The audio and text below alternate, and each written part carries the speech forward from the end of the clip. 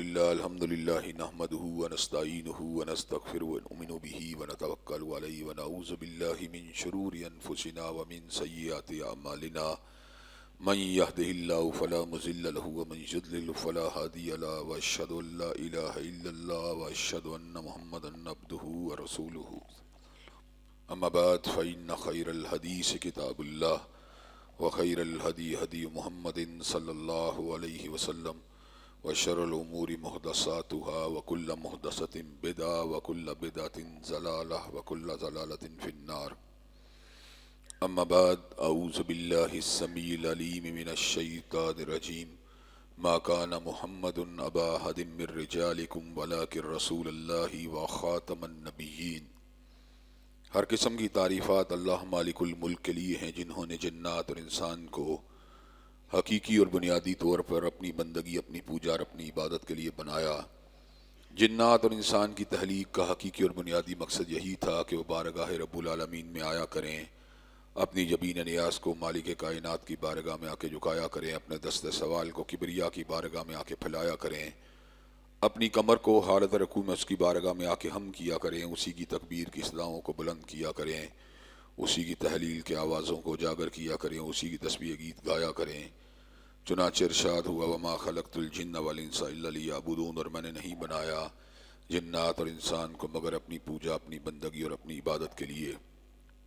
حمد و ثنا کے بعد عرب عرب انگنت اور بے شمار درود و سلام ہوں اس ہستی اقدس و مقدس پر کہ جن کا نام نامی اور اسم گرامی محمد کریم صلی اللہ علیہ وآلہ آلہ وصحبہ وبارک وسلم ہے۔ اللہ رب العزت نے امام کائنات علیہ الصلوۃ والتسلیم کو اہل کائنات کی ہدایت اور ان کی رہنمائی کے لیے مبعوث فرمایا، اور آپ کی ذات بابرکات کے ذریعے اہل کائنات کی ہدایت اور ان کی رہنمائی کا خوب بندوبست فرمایا۔ اللہ رب العزت نے امام الہدیٰ علیہ الصلوۃ والتسلیم کی سیرت طیبہ میں طرح طرح کی خصوصیات کو ودیعت فرما دیا تھا، اور گوناگوں قسم کی صفات کو آپ کی ذات اقدس و مقدس کا حصہ بنا دیا تھا۔ اور ان تمام باتوں سے بڑھ کر یہ کہ آپ کی زندگی میں کوئی صبح ایسی نہیں آئی، کوئی شام اور کوئی رات ایسی نہیں آئی، دکھوں کی کوئی گھڑی اور شگل لمحہ ایسا نہیں آیا جب مالک کائنات نے اپنی تائید کو، اپنی نصرت کو اور اپنی حمایت کاملہ کو آپ کے شامل حال نہ فرمایا ہو۔ اور ان تمام باتوں سے بڑھ کر یہ کہ عرش کرم نے اپنی آخری کتاب حمید کو سید العرب والعجم امام المتقین والابرار حضرت اشرف الانبیاء والمرسلین جناب خاتم النبیین محمد کریم صلی اللہ علیہ وسلم قلب تھر پہ نازل فرما دیا تھا۔ اسی کتاب حمید کے ایک انتہائی اہم عنوان جس کا تعلق ہدایت کے ساتھ اور ہدایت کے راستے میں آنے والی رکاوٹوں کے ساتھ ہے، اس کا آغاز میں نے گزشتہ خطبہ جمعہ میں کیا تھا، لیکن آپ کے علم میں یہ بات موجود ہے کہ میں بنیادی طور پر جب بھی قومی یا بین الاقوامی حوالے سے کوئی ایسا ایشو اٹھتا ہے جس کا مذہب کے ساتھ، کتاب و سنت کے ساتھ براہ راست تعلق ہوتا ہے یا امت کے معاملات کے ساتھ براہ راست تعلق ہوتا ہے، تو میں دیانتداری اور ایمانداری کے ساتھ اپنی ان پٹ کو، اپنے تجربے کو، اپنے مشاہدے کو، اپنے مطالعے کو آپ حضرات کے سامنے رکھتا ہوں۔ مقصد یہ ہوتا ہے کہ سوچ و فکر کے زاویوں کو کتاب و سنت کی روشنی میں درست کرنے کی کوشش کی جائے۔ کوئی بھی انسان پرفیکٹ نہیں ہے، ہر انسان کے استدلال میں، سمجھ بوجھ کے اندر کمی کوتاہی کے امکانات رہتے ہیں، لیکن ایک مخلصانہ کوشش بار بار جاری رہنی چاہیے ان معاملات کو سمجھنے کی اور کتاب و سنت کی افہام و تفہیم کو صحیح طور پر خود بھی اپنے دل میں، دماغ میں اتارنے کی، اور لوگوں تک بھی اپنے جو مشاہدات، تجربات اور علمی نکات ہیں ان کو پہنچانے کی۔ اور اس حوالے سے ایک بات کو ذہن میں رکھنا چاہیے، اپنے مفاد کے لیے، اپنی ضرورت کے لیے، اپنی لالچ کے لیے، اپنے نظریات کے لیے کتاب و سنت کے موقف کو لچک دے کے بیان کرنا یہ بڑی ہی زیادتی والی بات ہے۔ عالم حق کی ذمہ داری یہ ہوتی ہے کہ عالم حق چاہے اپنے بھی خلاف کوئی بات ہو اس کو برملا طور پہ بیان کرتا ہے، وہ نہ تو اپنے مفاد کو دیکھتا ہے، نہ کسی کے دباؤ کو دیکھتا ہے۔ نظر اگر اس کی کسی پہ ہوتی ہے تو یا رب کے قرآن پہ ہوتی ہے یا کالی کملی والے کے فرمان پہ ہوتی ہے۔ میں یہ بات سمجھتا ہوں کہ میں ایک گناہ گار، انتہائی معمولی، انتہائی کم حیثیت کا، بلکہ اگر بے وقت ہی کہہ لیا جائے تو اپنے آپ کو ایک بے وقت انسان سمجھتا ہوں، لیکن اللہ تبارک و تعالیٰ کا لاکھ لاکھ شکر ہے کہ دین کی بات کو دیانتداری کے ساتھ لوگوں تک پہنچانا یہ میرا مشن ہے، میرا ٹارگٹ ہے، میرا ہدف ہے، اور اس سلسلے میں کسی قسم کی خیانت کو کرنا میں کسی بھی طور پہ جائز و درست نہیں سمجھتا، اس لیے کہ کتمان کرنا، حق کو چھپانا، حق اور باطل کو ملا کے پیش کرنا، باطل کی حمایت کرنا اور اللہ تبارک و تعالیٰ کی وحی کے مفہوم کو بدلنا، اس کے اطلاق کو بدلنا، اور جہاں اس کا صحیح طور پہ اس کی تطبیق ہوتی ہے اس کو ہٹا کر کسی اور طرف بات کو لے کے جانا، یہ بہت بڑی زیادتی کی بات ہے۔ اور میں یہ بات سمجھتا ہوں علماء کو ایک تو ڈر ریاکاری سے ہونا چاہیے، ایک شہوات سے ہونا چاہیے، اور ایک ابلاغ حق کے اندر کی جانے والی کمی اور کوتاہیوں کے حوالے سے ہونا چاہیے۔ نہ ریاکار عالم کامیاب ہو سکتا ہے، نہ شہوات کی دلدل میں اتر جانے والا عالم یا طالب علم کامیاب ہو سکتا ہے، اور نہ ہی کتمان حق اور التباس حق و باطل کرنے والا عالم کامیاب ہو سکتا ہے۔ ہماری یہ ذمہ داری بنتی ہے کہ ملک کے اندر کوئی معاملہ ہو، قومی سطح پر یا بین الاقوامی سطح پر، اس کو اسی طرح بیان کریں جس طرح اللہ تبارک و تعالیٰ کی کتاب کا حکم ہے۔ حالیہ ایام کے اندر کچھ ایسے واقعات رونما ہوئے جن کی وجہ سے پورے کے پورے ملک میں تشویش کی ایک لہر دوڑ گئی۔ ہمارے ملک کا ایک بہت بڑا المیہ یہ ہے کہ یہاں پہ شخصیت پرستی بہت پائی جاتی ہے۔ شخصیت پرستی مذہبی اعتبار سے بھی پائی جاتی ہے اور سیاسی اعتبار سے بھی پائی جاتی ہے۔ مذہبی اعتبار سے شخصیت پرستی کا نتیجہ یہ نکلتا ہے کہ ہم اپنے عالم کی بات کو، اپنے امام کی بات کو، اپنے فقیہ کی بات کو کسی بھی طور پہ چھوڑنے پہ مادہ و تیار نہیں ہوتے، بحث کریں گے، دلائل دیں گے، غلط کو سچ، سچ کو غلط ثابت کرنے کی کوشش کریں گے۔ کچھ یہی حال ہماری سیاسی اعتبار سے بھی شخصیت پرستی کا ہے۔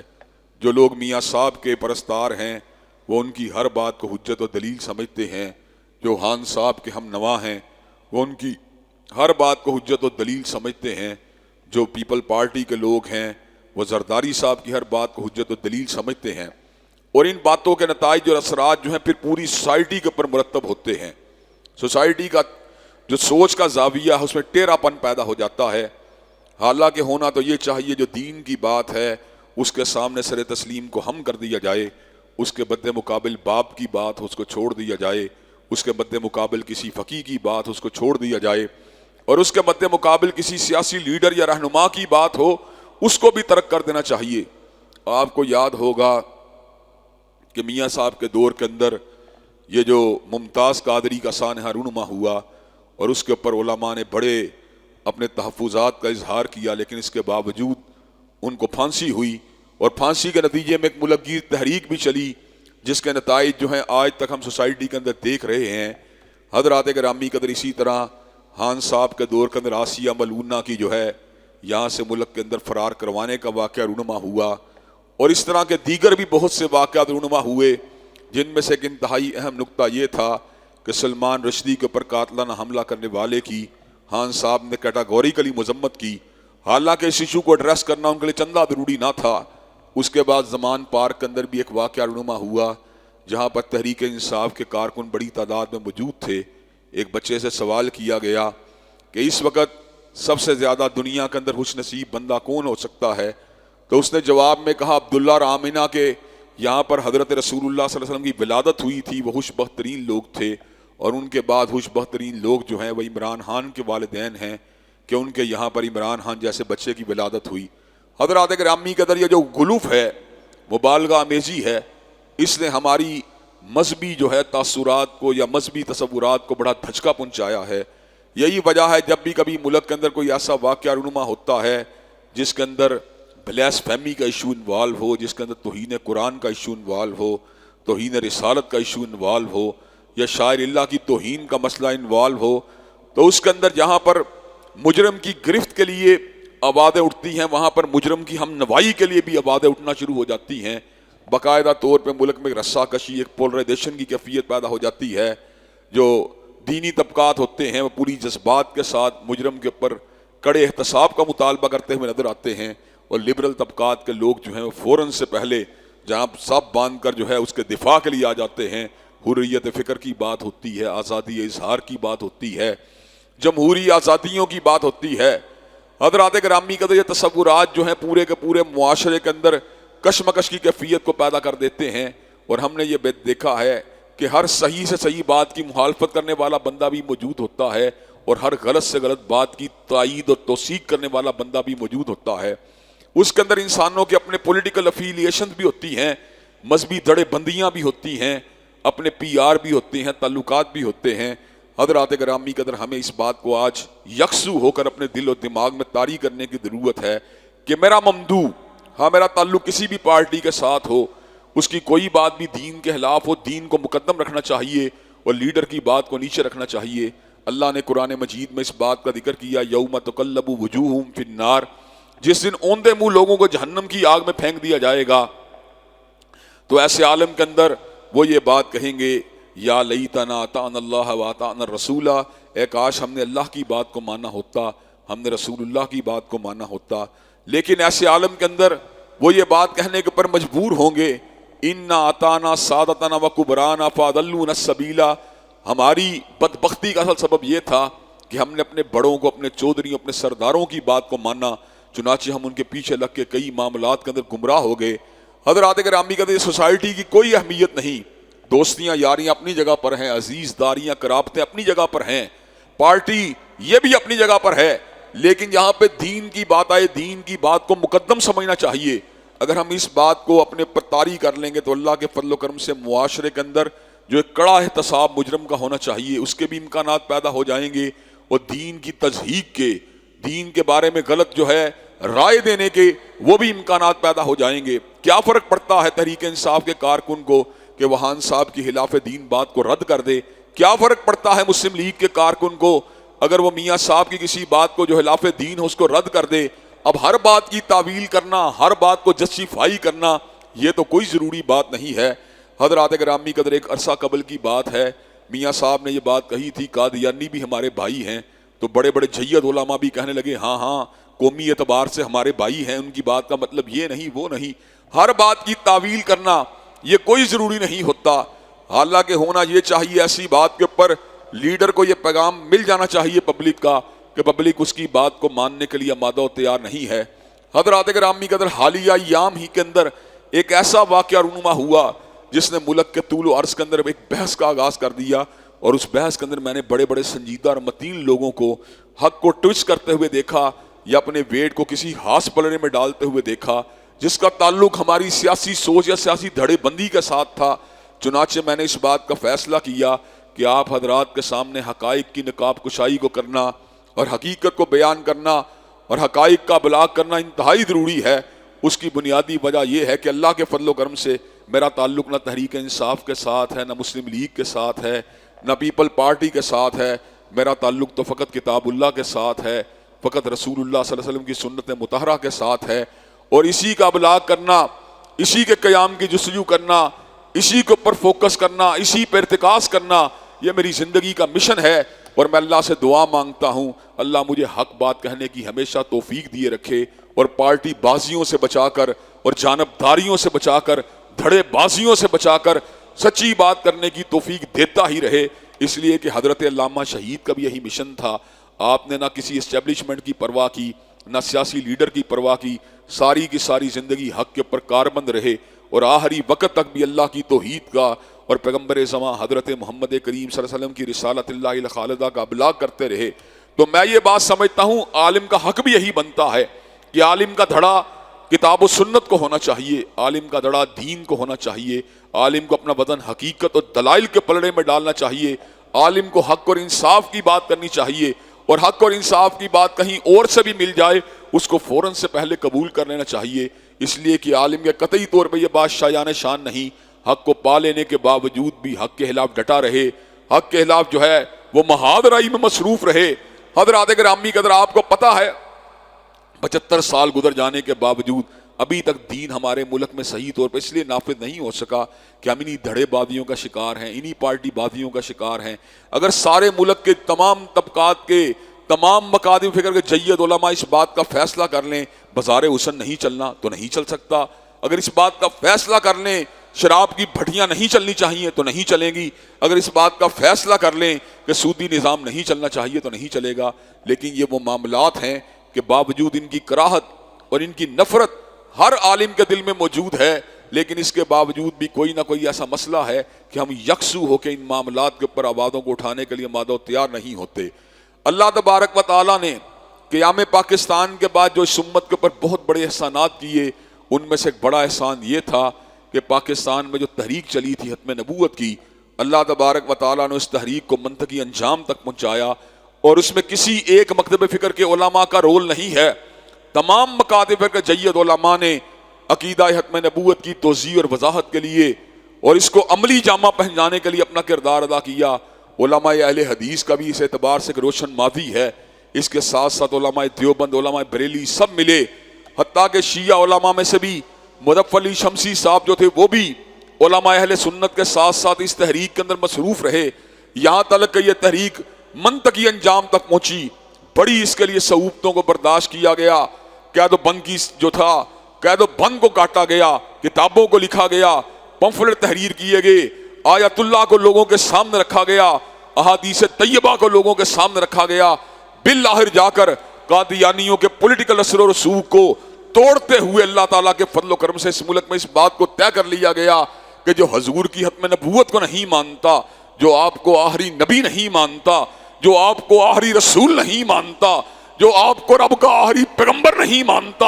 وہ دار اسلام سے خارج ہے، اس کا اسلام سے کوئی لینا دینا نہیں ہے، اس کا اسلام سے کوئی تعلق نہیں ہے۔ حضرت رسول اللہ کی ختم نبوت کے اوپر اللہ تبارک و تعالیٰ نے قرآن مجید میں بہت سی آیات بینات کو نازل کیا، جن میں سے کئی آیات جو تھیں ان کا مفہوم و مقصود تو بالکل واضح تھا، لیکن ان کے ساتھ ساتھ کئی آیات ایسی تھیں جن کے الفاظ میں شدید قسم کی صراحت موجود تھی، جو اس بات کے اوپر بیان طور پہ دلالت کرتی تھیں کہ حضرت رسول اللہ کے بعد کسی نبی کے کوئی امکانات موجود نہیں ہیں۔ وہ آیات جن کا مفہوم واضح تھا، ان میں سے ایک آیت یہ ہے، قُلْ يَا أَيُّهَا النَّاسِ إِنِّي رَسُولُ اللَّهِ إِلَيْكُمْ جَمِيعًا، کائنات کے لوگوں سن لو، میں رب کے لیے، میں رب کی طرف سے لوگوں کے لیے بھیجا ہوا، تمام لوگوں کے لیے بھیجا ہوا رسول ہوں۔ انی رسول اللہ علیکم جمیعا کا مطلب یہ تھا جمیع انسانیت کو اب میری رسالت کے جھنڈے کے نیچے زندگی کو گزارنا ہوگا۔ اسی طرح قرآن مجید کی یہ آیات بھی بالکل بیان تھی، وَمَا أَرْسَلْنَاكَ إِلَّا كَافَّةً لِلنَّاسِ بَشِيرًا وَنَذِيرًا، اللہ نے آپ کو بھیجا ہے، پوری انسانیت کے لیے بشیر و نذیر بنا کے بھیجا ہے۔ اس کا مطلب یہ ہے اب کائنات کو کسی اور بشیر و نذیر کی ضرورت نہیں پڑے گی، جملہ انسانیت بشیر ماننے گی تو حضور کو ماننے گی، جملہ انسانیت نذیر ماننے گی تو حضور کو ماننے گی، اور اس کے علاوہ کوئی ہدایت کا راستہ، کوئی فلاح کا راستہ موجود نہیں۔ اسی طرح قرآن مجید کی آیات بھی بالکل واضح تھی، الَّيَوْمَ أَكْمَلْتُ لَكُمْ دِينَكُمْ وَأَتْمَمْتُ عَلَيْكُمْ نِعْمَتِي وَرَضِيتُ لَكُمُ الْإِسْلَامَ دِينًا، آج کے دن اللہ نے دین کو مکمل کر دیا، نعمتوں کو تمام کر دیا، اور اسلام کو تمہارے لیے بطور دین منتخب فرما لیا۔ حضرات گرامی کا دین کی تکمیل کا مطلب یہ ہے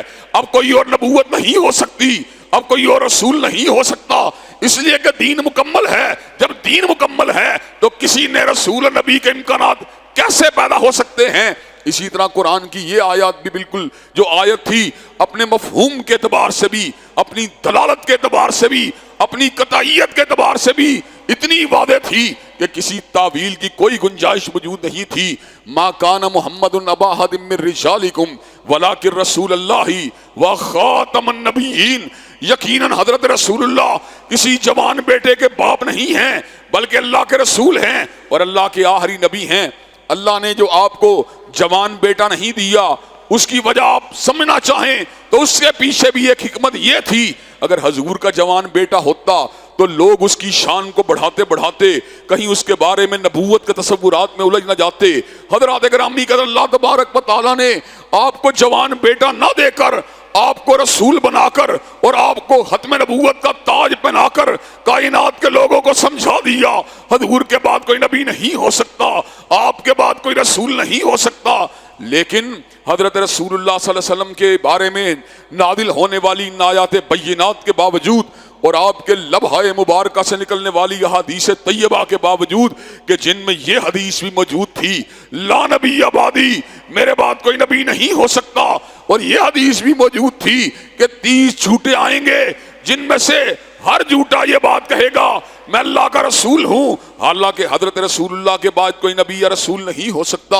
حضرات گرامی قدر اس کے باوجود بھی کئی لوگ ایسے پیدا ہوئے اس زمانہ رسالت مآب کے اندر۔ مسلمہ کذاب نے دعوی نبوت کیا، اسود انسی نے دعوی نبوت کیا، سجاح نے دعوی نبوت کیا، مختلف ادوار میں مختلف لوگ جھوٹی نبوتوں کے دعوے کرتے رہے۔ حسین علی مازندانی نے، جس کو بہاء اللہ بھی کہا جاتا ہے، بہائیت کی بنیاد کو رکھا۔ علی محمد باب نے بابیت کی بنیاد کو رکھا۔ علی جاں محمد نے نیشن آف اسلام کی بنیاد کو رکھا۔ راشد الخلیفہ نے انٹرنیشنل سبمیٹر کی بنیاد کو رکھا۔ حضرات گرامی قدر اس کے ساتھ ساتھ مرزا غلام احمد قادیانی نے قادیانی فکر کی جو تھی اس کی جو ہے نشر و اشاعت کی، انگریز کے سہارے پر ملکہ وکٹوریہ کے فلسفے کو آگے بڑھاتے ہوئے حضور کی ختم نبوت کے اوپر حملہ کیا گیا۔ علماء اسلام میدان میں نکلے، حضرت مولانا ثناء اللہ مرسلی میدان میں نکلے، حضرت مولانا ابراہیم میر سیالکوٹی میدان میں نکلے، حضرت حافظ عبداللہ روپڑی میدان میں نکلے، بریلوی مکتب فکر کے جید عالم دین پیر مہر علی شاہ میدان میں نکلے، حضرات گرامی قدر دیوبندی مکتب فکر کے جید عالم دین انور شاہ کشمیری صاحب میدان میں نکلے۔ ان تمام علماء نے یکجا ہو کر اس بات کا اعلان کر دیا کہ امت اس بات کو ماننے کے لیے آمادہ و تیار نہیں ہو سکتی کہ حضور کے بعد کوئی نبی ہو۔ حضرات گرامی قدر تحریکوں کو چلایا گیا، معاملے کو آگے بڑھایا گیا، کاروانوں کو چلایا گیا۔ حضرات گرامی قدر 53 کے اندر سینکڑوں لوگوں نے اس تحریک کو پایہ تکمیل تک پہنچانے کے لیے جام شہادت کو نوش کر لیا۔ حضرات گرامی قدر بڑی بڑی پکڑ دکڑ ہوئی، لیکن حضرات گرامی قدر ان اکابر علماء کے جو ورثہ تھے، جن میں حضرت علامہ شہید بھی موجود تھے، جن میں مولانا مفتی محمود بھی موجود تھے، مولانا شاہ احمد درانی اور پروفیسر غفور احمد بھی موجود تھے، ان تمام جو علماء دین نے پاکستان کے طول و عرض میں اجتماعات کے ذریعے اور اسمبلی کے فلور کے اوپر اس بات کو آگے بڑھایا کہ حضور کی ختم نبوت کے منکر کو اسلام کا حصہ نہیں مانا جا سکتا، اس کو دائرہ اسلام میں داخل نہیں کیا جا سکتا۔ حضرات گرامی قدر مرزا ناصر جو تھا وہ دھوکے فراڈ کے ذریعے اپنے معاملات کو چلانے کی کوشش کرتا رہا۔ حضرات گرامی قدر لیکن قومی اسمبلی کے اندر دلائل کے میدان میں بری طرح شکست سے دوچار ہوا اور اس بات کو وعدے کر دیا گیا جو حضور کی ختم نبوت کو نہیں مانتا، جو آپ کو آخری نبی نہیں مانتا، جو آپ کو آخری رسول نہیں مانتا، وہ کتاب اللہ کی آیات بینات کی روشنی میں بھی کافر ہے، وہ حدیث طیبہ کی روشنی کے اندر بھی کافر ہے، وہ اجماع امت کی روشنی کے اندر بھی کافر ہے۔ حضرات گرامی قدر یہاں پر مجھے بطل حریت آغا عبدالکریم شورش کاشمیری رحمت اللہ علیہ کے وہ الفاظ ابھی تک جو میں نے خود ان کی ایک کیسٹ میں سنے تھے ابھی تک یاد آتے ہیں۔ مرزا ناصر کو جس وقت اسمبلی کے اندر شکست کا سامنا کرنا پڑا تو اس نے رائے عامہ کو بے چین اور بے قرار کرنے کے لیے الفاظ کہے تھے، میں لاہور میں چلا جاؤں گا، میں فلاں علاقے میں چلا جاؤں گا، میں رائے عامہ کے سامنے اس مقدمے کو لڑوں گا۔ قومی اسمبلی میں شکست کھانے کے بعد وہ پبلک کے اندر انتشار اور اشار کو پیدا کرنا چاہتا تھا۔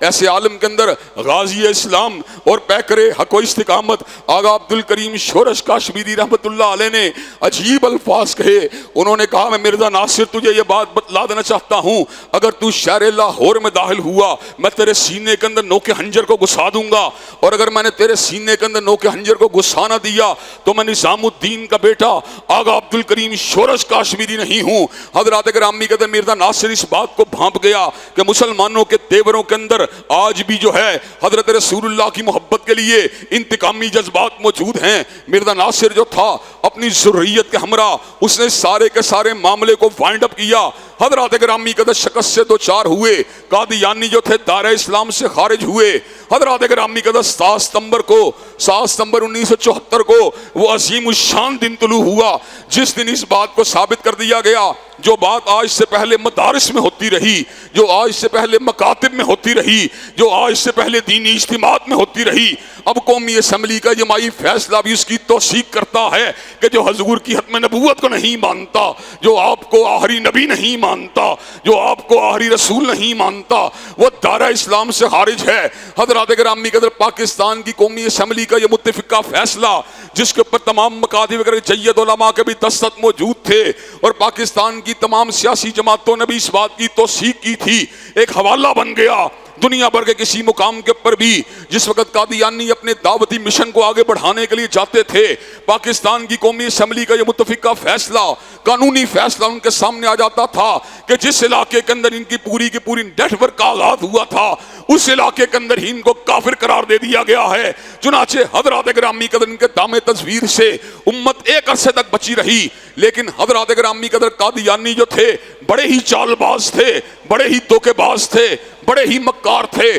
انہوں نے ایک نیا رنگ اور نیا ڈھنگ اختیار کیا۔ وہ اس بات کو سمجھ چکے تھے دلائل کے میدان کے اندر ہم اپنے مقدمے کو ثابت نہیں کر سکتے، براہین کے میدان کے اندر ہم اپنے مقدمے کو نہیں لڑ سکتے۔ انہوں نے اس کے لیے انٹرنیشنل لیول کے اوپر لابنگ کرنا شروع کی، برطانیہ کے اندر، امریکہ کے اندر، یورپ کے دیگر ممالک کے اندر انہوں نے اپنے دعوتی مشن بھیج کر اپنے آپ کو مظلوم اقلیت ثابت کرنے کی کوشش کی۔ حضرات گرامی قدر انہوں نے ان کو یہ پیغام دیا، ہیومن رائٹس کی وائلیشن کے ذریعے ہمارے دعوتی عمل کو روکا جا رہا ہے۔ حضرات گرامی قدر آپ کو اس بات کا علم ہے اہل مغرب ہمیشہ ان سازشوں کی سرپرستی کرتے ہیں جن کے نتیجے کے اندر اسلام کے کلے کے اندر نقب کو لگایا جائے یا اسلام کے کلے کے اندر شگاف کو پیدا کیا جائے۔ چنانچہ حضرات گرامی قدر مغربی ممالک نے ان لوگوں کی سرپرستی کی، حتیٰ کہ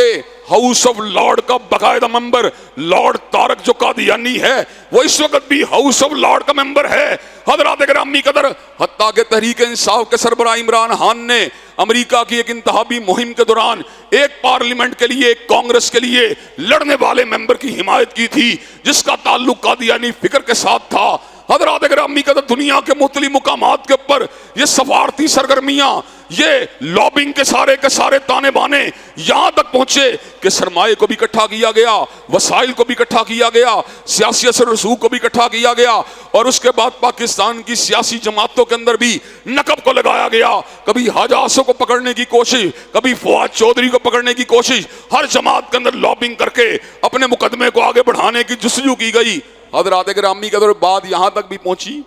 کہ آتم میاں قادیانی کے حوالے ملک کے خزانے کی چابیاں بھی ہونے والی تھیں،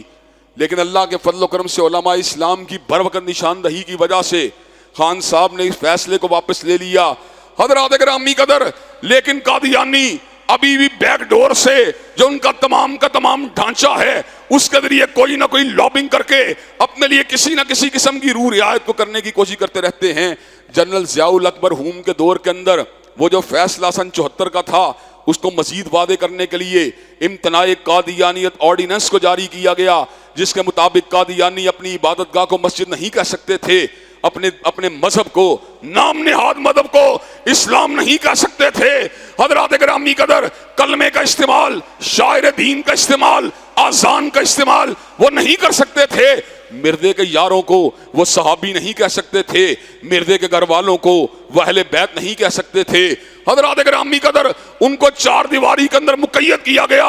حضرات گرامی قدر یہ جو امتناع قادیانیت آرڈیننس تھا اس کے ہوتے ہوئے قادیانیوں کو پھر تبلیغ کی اجازت بھی نہیں دی گئی۔ ان کو کہا گیا تم اپنے گھروں کے اندر مجبور ہو، اپنے گھروں کے اندر محصور ہو، جو مرضی کرتے رہو، لیکن تم امت کے کسی فرد کو گمراہ کرنے کے لیے اپنے لٹریچر کی نشر و اشاعت نہیں کر سکتے۔ حضرات گرامی قدر لیکن قادیانی بھی اپنی ضد کے پکے تھے۔ انہوں نے امت کے ڈھانچے کو اپنی طرف ملتفت کرنے کے لیے ہمیشہ حریت فکر کی بات کی، ہمیشہ آزادی اظہار کی بات کی، جمہوری آزادیوں کی بات کی، لیکن علماء دین نے اس بات کے تار و پود کو بکھیر دیا۔ آزادی عیسائیت کے لیے ہے، آزادی یہودیت کے لیے ہے، آزادی ہندو مذہب کے پیروکاروں کے لیے ہے، آزادی ان مذاہب کے لیے ہے جو حقیقت میں مذاہب ہیں لیکن جو حضور کی ختم نبوت کا منکر ہے۔ اس کو دعوتی آزادی نہیں دی جا سکتی، اس کو مذہبی آزادیاں نہیں دی جا سکتی۔ اگر وہ جیتے جی اپنے گھروں کے اندر اپنے معاملات کو چلاتے رہیں،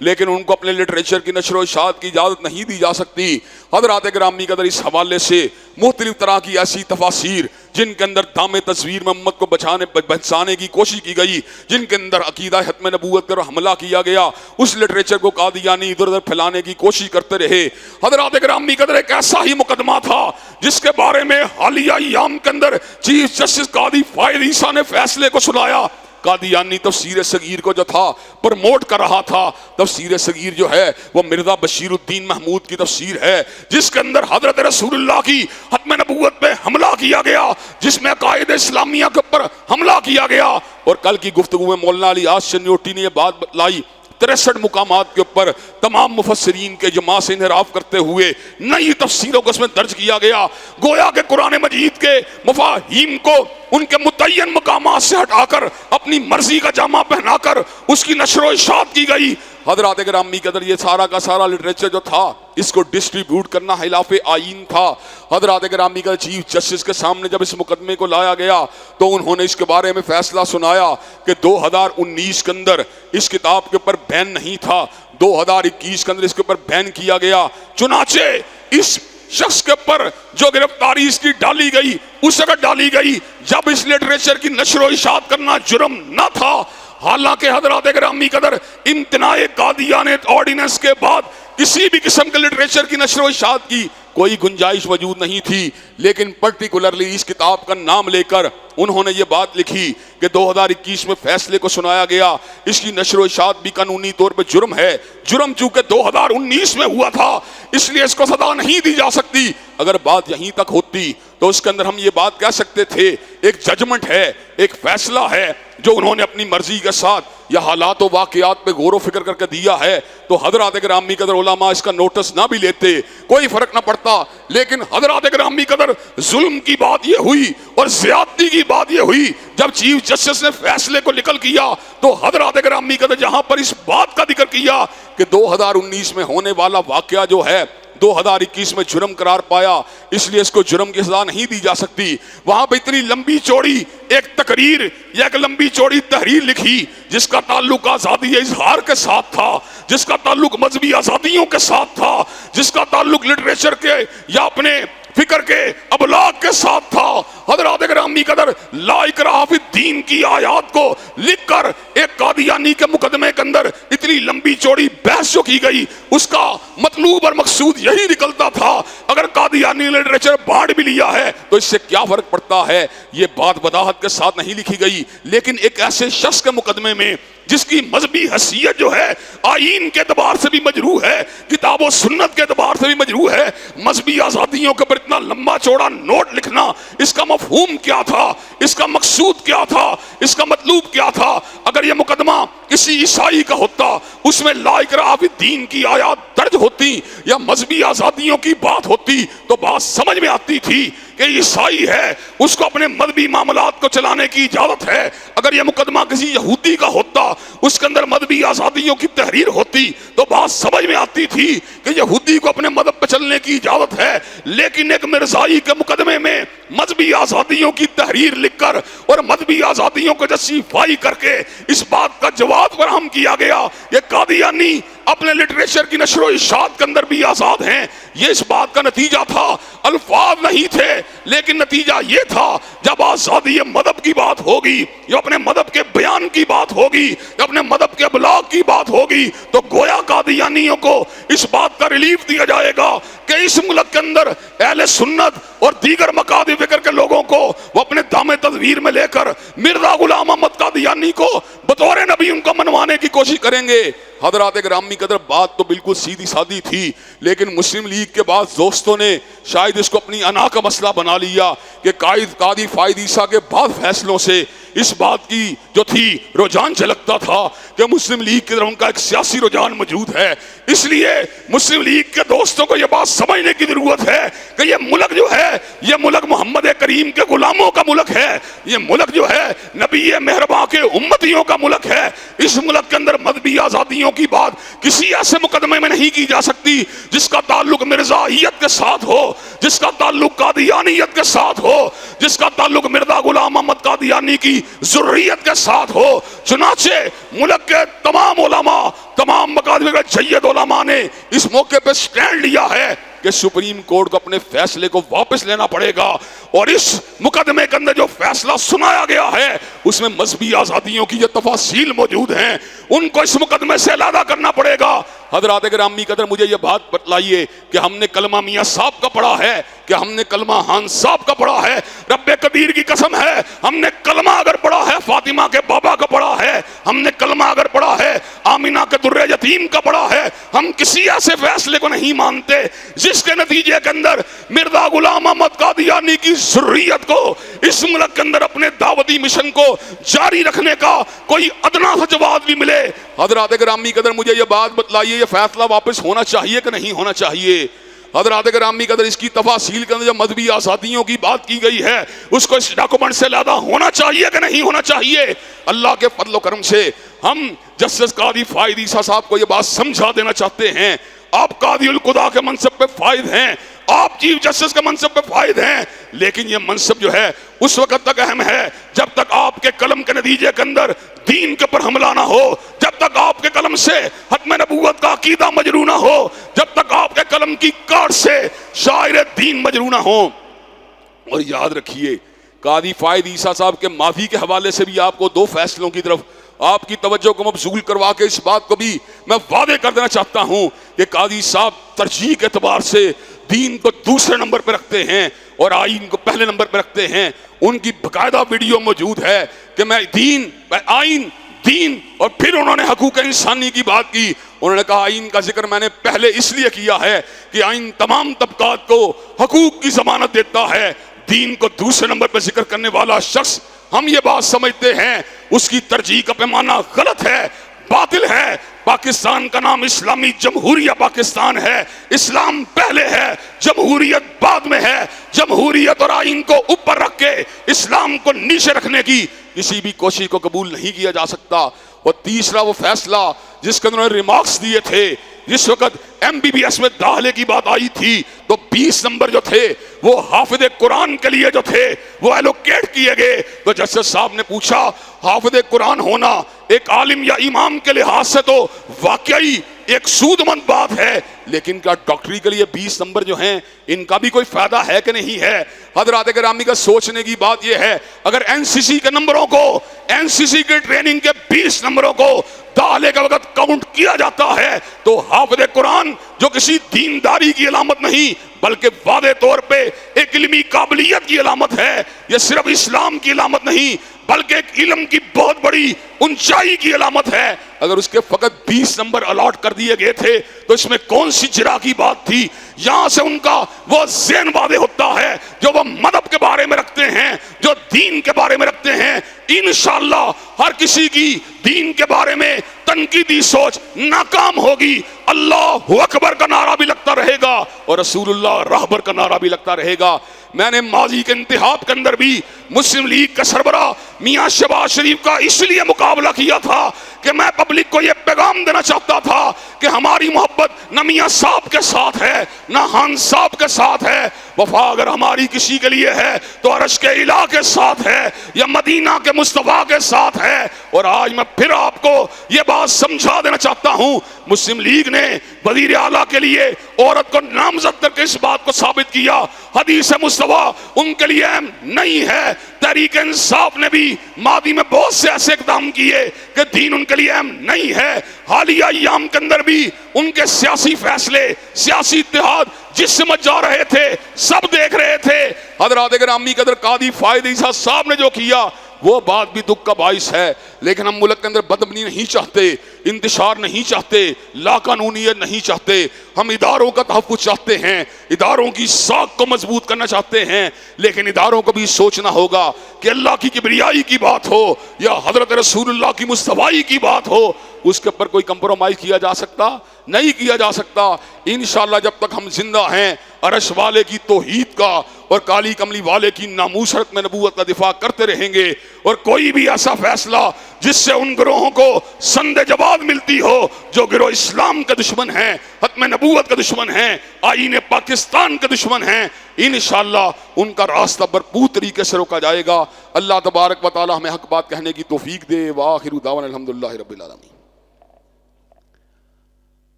الحمدللہ الحمدللہ نحمدہ ونستعینہ ونستغفرہ ونؤمن بہ ونتوکل علیہ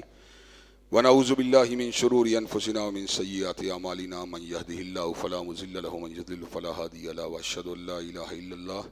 واشہد ان محمدا عبدہ ورسولہ. اما بعد فإن خیر الحدیث کتاب اللہ وخیر الہدی ہدی محمد صلی اللہ علیہ وسلم وشر الامور محدثاتها وکل محدثۃ بدعہ وکل بدعۃ ضلالہ وکل ضلالۃ فی النار۔ حضرات گرامی قدر، عقیدہ ختم نبوت اسلام کے بنیادی عقائد میں سے ایک ہے۔ اللہ کی وحدانیت کے ساتھ ساتھ حضرت رسول اللہ کی رسالت اور آپ کی ختم نبوت پر یقین رکھنا یہ ہر مسلمان کی ذمہ داری ہے۔